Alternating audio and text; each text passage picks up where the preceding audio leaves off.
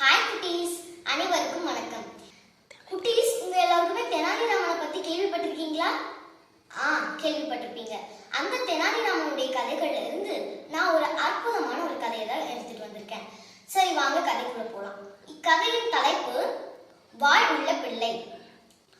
ஒரு நாள் தெனாலிராமன் வாழ்ந்துட்டு இருந்த அந்த நாட்டுல ஒரு மகாராணி இருந்தாங்களாம்.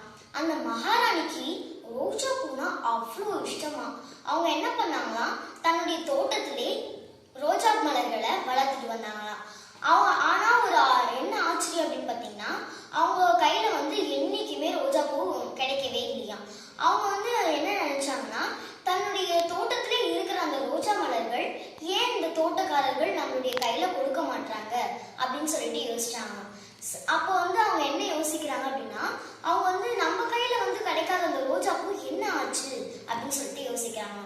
அப்பதான் அவங்க என்ன நினைக்கிறாங்க அப்படின்னா, யாராவது திருடிட்டு போயிட்டாங்களா அப்படின்னு நினைக்கும் போது, ஆமா, அவங்க திருடிட்டு தான் போயிருக்காங்க.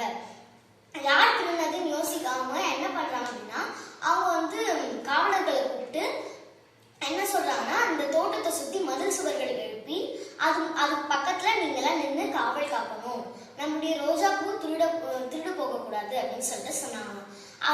அது யார் மூலியமா சொன்னாங்கன்னா, மன்னனுடைய மூலயமா அந்த ஆணையை பிறப்பிக்கிறாங்களாம். அப்போ அவங்க என்ன பண்ணாங்கன்னா, அந்த தோட்டத்தை சுத்தி மதில் சுவர்கள் எழுப்பி அது பக்கத்துலயும் அந்த மாதிரி காவலர்கள்லாம் நிக்கிறாங்க. அப்போ ராணி என்ன நினைக்கிறாங்கன்னா, ஆமா, காவலர்கள் எப்படியா பிடிச்சிருவாங்க அப்படின்னு சொல்லிட்டு நம்பிக்கையோட இருக்கிறாங்களாம். அப்போ என்ன ஆகுதுன்னா, அந்த மதில் சுவர்கள் பக்கத்துல நின்றுட்டு இருக்கும் போது அந்த ஒரு மூலையில ஒரு மதில் சுவர்ல ஒரு இடைவெளி இருக்கான். அப்ப அது மூலயமா ஒரு பையன் உள்ள வந்திருக்கான். அப்போ அந்த பையனுடைய தலை தெரிந்ததும், என்னடா இது தலை தெரியுதேன்னு சொல்லிட்டு காவலர்கள் எல்லாரும் அந்த பையனை கையும் களமா பிடிச்சிருக்காங்க.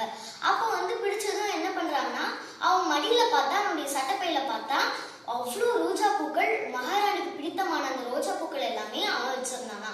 சரின்னு சொல்லிட்டு அவங்க காவலர்கள் என்ன பண்ணாங்கன்னா, அவனை கையும் களமா பிடிச்சிட்டு போயிட்டு சிறைச்சாலையில போட்டாங்களாம். அப்போ அவங்க என்ன பண்ணாங்கன்னா, விசாரிக்கலான்னு போகும்போதான் தெரிஞ்சுதான் அவன் தெனாலிராமனுடைய பையன் அப்படின்னு சொல்லிட்டு தெரிஞ்சுதான். இந்த பையன் தெரிஞ்சதும் அவன் போயிட்டு மன்னர் கிட்ட சொன்னாங்களா காவலர்கள் எல்லாரும். அப்ப மன்னர் ஆச்சரியமா கேட்கிறாராம், தெனாலிராமனுடைய பையனா?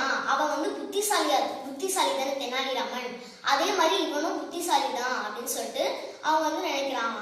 அப்ப தெனாலிராமனை கூப்பிட்டு மன்னர் என்ன கேட்டாருன்னா, தெனாலிராமா, உன் பையன் திருடி இருக்கான் அப்படின்னு சொல்றாங்க. சொன்னதும் அப்போ என்ன பண்றாங்கன்னா, அந்த தெனாலிராமன் சொன்னதுமே என்னன்னா, அப்போ அவன் பையனை கூப்பிட்டு அவர் செக் பண்ணலான்னு சொல்றாராம். செக் பண்ணலான்னு அவர் என்ன சொல்றா, தெனாலிராமன் அந்த மாதிரி சொல்லும் போது மன்னரும் கூப்பிட்டு செக் பண்றாராம். சோதனை செய்யும் போது அவனுடைய மடியில ஒரு ரோஜா பூக்கள் கூட இல்லையா.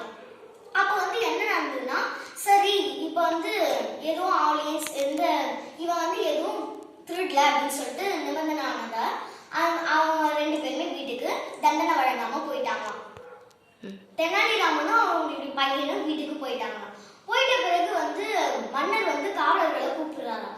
கூப்பிட்டு, என்ன இது ஆச்சரியமா கேட்கிறாங்க எல்லாரும், என்ன இது அவனுடைய மடியில தானே இருந்துச்சு பூக்கள் எல்லாம், இப்ப எங்க போச்சுன்னு சொல்லிட்டு ஆச்சரியமா கேட்கும்போது மன்னர் கேட்டார். காவலர்கள் கூப்பிட்டு என்ன கேட்கிறாரு அப்படின்னா, அவன் தெனாலிராமன் வரும்போது அவனுடைய மகனை பார்த்துட்டு வந்தானா அப்படின்னு கேட்கும்போது, ஆமா மன்னரே.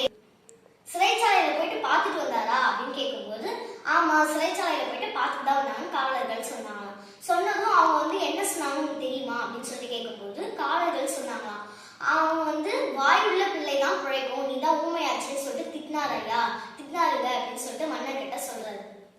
சொன்னதும் காவலர்கள் சொல்லிட்ட பிறகு, சரி, ஆமா, அவன் புத்திசாலி தானே, அதே மாதிரி அவன் பையனும் புத்திசாலியா தான் இருப்பான், அவன் புத்திசாலியா இருக்கிறதால அவன் வாயுள்ள பிள்ளை பிழைக்கும்னு சொன்னதால அவன் வாயாலே தன்னுடைய புத்திசாலித்தனமா வாயாலே எல்லா ரோஜாக்களையும் சாப்பிட்டான்றத மன்னர் புரிஞ்சுக்கினாராம். குட்டீஸ், இந்த கதையிலிருந்து நம்மளுக்கு என்ன புரியுது? நம்ம தவறு செஞ்சா அதுக்கான தண்டனையை நம்மளுடைய மனசாட்சிக்குள்ளே வழங்கிக்கணும். அதே மாதிரி அந்த மகனும்